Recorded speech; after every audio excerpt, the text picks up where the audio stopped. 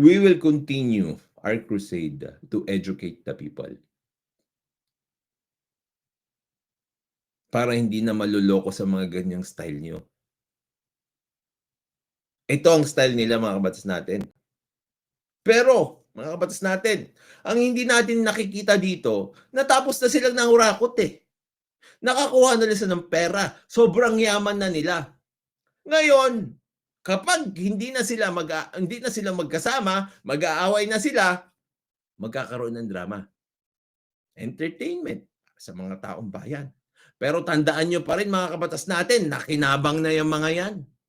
In other words, mga kabatas natin, meron na silang magagandang bahay, masarap na pagkain, yung buhay nila at nung mga kaapu-apuhan nila, maayos na.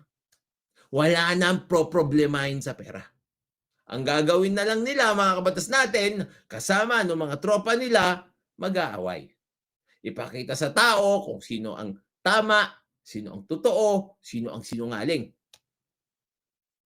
Ganon. Tapos, mga kabatas natin, magda-die down yung drama. Makakalimutan na naman ng tao. Rinse and repeat. Ganon na naman.